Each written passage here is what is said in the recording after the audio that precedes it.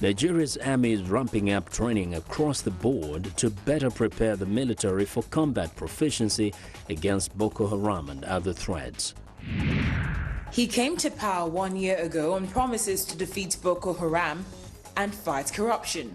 We'll take a look at President Buhari's 12-month track record. And Kenya's annual Rhino Charge bringing off-road drivers together in a competition to raise money for nature conservation efforts. Africa 54 starts right now. Hello, I'm Cynthia Are at Channels Television. Stay tuned to the next half hour for news and stories from Nigeria and the world. And I'm Vincent McCory of the Voice of America, coming to you from Studio 52 in our global headquarters in Washington. Starting on a sad note, the body of boxing legend Muhammad Ali is back in his hometown of Louisville, Kentucky, following his death June 3rd of septic shock, a complication of his Parkinson's disease. He was 74. Ali's body returned to Louisville by air from Arizona, and the city will honor him with a procession Friday, followed by a public funeral at a sports arena. Ali's pro boxing career stretched from 1960s to 1981, and he was a three-time heavyweight champion of the world. In 1974, famously defeated George Foreman before 60,000 people in the so-called Rumble in the Jungle March in Zaire, a march often described as one of the greatest sporting events of the 20th century. President Muhammadu Buhari, who ran on the key issues of corruption and terrorism, has now been in office for 1 year and counting. Let's take a moment to talk about his first year in office and where his leadership seems to be headed. For that, we are joined now by political analyst Dr. Godwin Okeke. Dr. Okeke, thank you very much for joining us on Africa 54. Thanks for inviting me. It's a pleasure. Now, are you impressed with where the Buhari administration is at this point in time, looking back, seeing that it's been a year? Well, I think it's important to historicize or problematize the issues in this case. And I would want to take a different approach by looking at it from what I would call a psychobiographical approach in terms of who he was when he was the head of state and what he is now as a civilian president. If you look at the issues, when he was the head of state, when he scuttled the Second Republic, between January 1984 and August 1985, when he was ousted from power by General Buhari. General Babangida. You see, there are similar patterns in terms of what he achieved or what he did not achieve and what is happening presently. When he came as the head of state, he started with war against indiscipline, and he didn't have any transition program. Now, it's like the same thing is repeating itself all over again. He's fighting corruption, well, terrorism, but it's escalating in other dimensions, whether we call it terrorism or protest or whichever form. But basically, they're the same thing. If you can get newspaper clippings of his time as the head of state and newspaper clippings of this period, there will not be much difference in terms of performance. Speaking of performance, some analysts accuse the president of focusing a chunk of his time on fighting corruption at the expense of other crucial sectors or matters. And that's probably led us to where we are today with some of the challenges that we find ourselves in. How do you view that accusation by some of these analysts? Well, they might be right in some respects because their attention is focused mainly on fighting corruption and terrorism. But the issue of economy is not being addressed at all, as it were. The government seems to have lost direction in terms of where the economy is headed. It's only fighting corruption and terrorism. And yet other issues which must be attended to.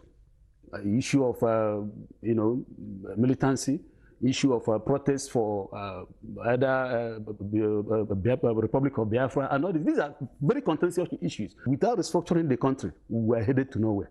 Now, the president has spoken of, diversifying the economy, which is obviously a good step, and it's a good objective. But just like you said, what is going to cushion the effect that we're feeling right now until that comes to pass? Well, there seems to be much emphasis on the commanding heights of the economy. The industries are, I think, getting benefits. But the other informal sector of the economy, people are no longer doing business. The banks are sacking their workers and all that. There are supposed to have been some kind of, what these analysts, the economic experts advising him, supposed to have told him, these are some of the things we have to do in the interim, while we have a greater projection for the betterment of the economy for the future. But so this how is do we proceed now?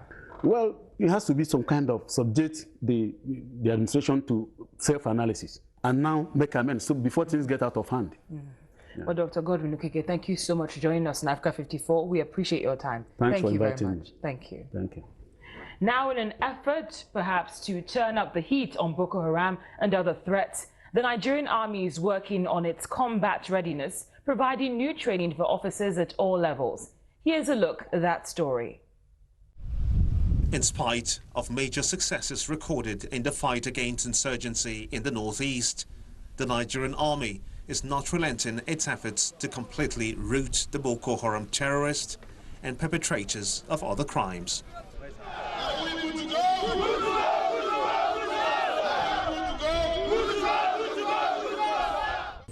Central to its success is strategic preparedness through regular training of its personnel to enhance their capacity for counter-terrorism and counter-insurgency operations. Even though we're already commanding officers, you cannot say you know everything. We come here to expand our horizons and then get to know the modern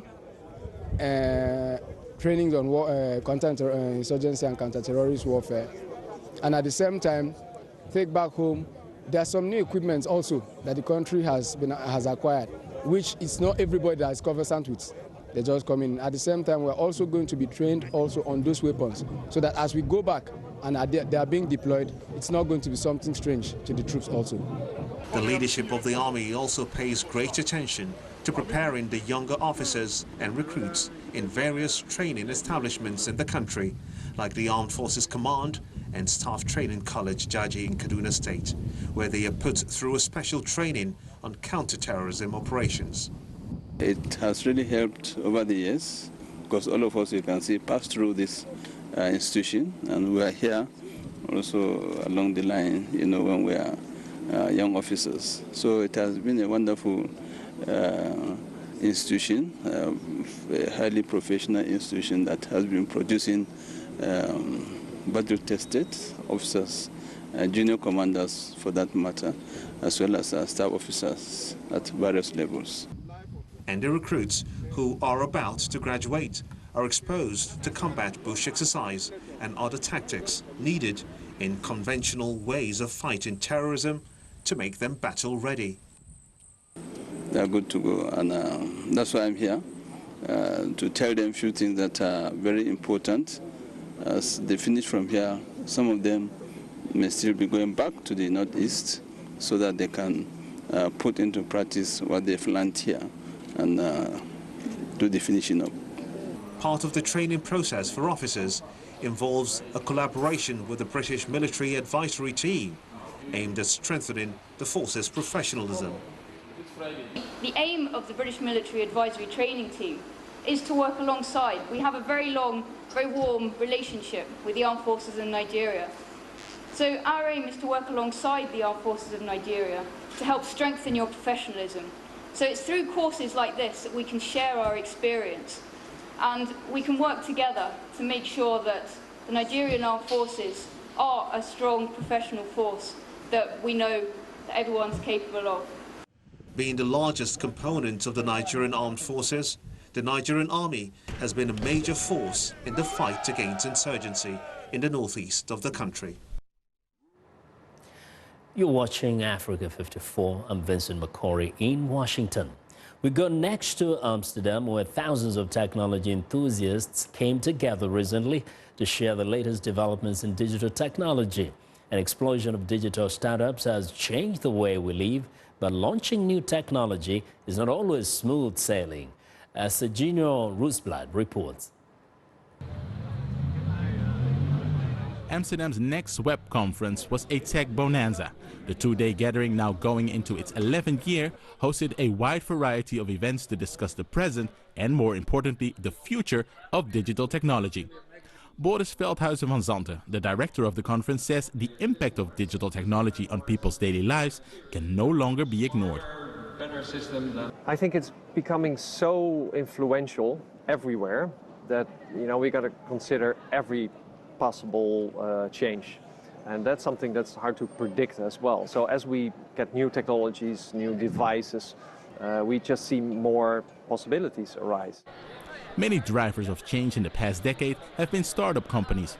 Small businesses often started in the bedrooms of students and recent graduates whose ideas have revolutionized the world, from sharing photos to dating and booking holiday accommodation. So these small businesses got a lot of space at the conference to display their products and ideas, like the German company Mixdown, which has created an app where you can make your own music. It's really easy. You start off by creating a tiny little drawing like this. And then, in order to make some music, you just drag icons onto the line and magically create music that sounds amazing. The environment for startups, however, is not always so amazing, especially it seems in Europe. Because if you're only having an idea and your idea requires some upfront money, you will have a hard time in Europe, because it's always like traction first, KPIs first, then money. If you need money from investors, you need to prove that you will succeed. And proving that you will succeed is hard. Many startups fail for non-financial reasons.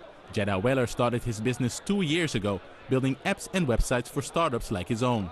He knows the pitfalls many young entrepreneurs fall into. A lot of people come to us and they think, oh, I'm going to build my entire app 100%, right, and then I'm going to push it out to market. That's completely unrealistic.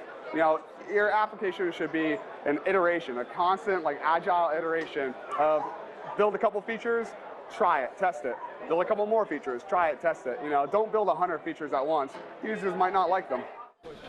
Although it's clear that digital technology will continue to play an even larger role in people's lives, not many dare to predict the exact details. Maybe there's an app that will solve this problem in the future. Serginho Roosblad for VOA News, Amsterdam. We want to know what you think about Africa 54 and the stories we covered. Join the conversation on Facebook. The address is Africa 54. And check out all headlines 24/7 on voaafrica.com. Coming up, 50 years of oil exploration have taken its toll on Ogoniland in Rivers State. But a new initiative aims to clean up the local environment. That story after the break.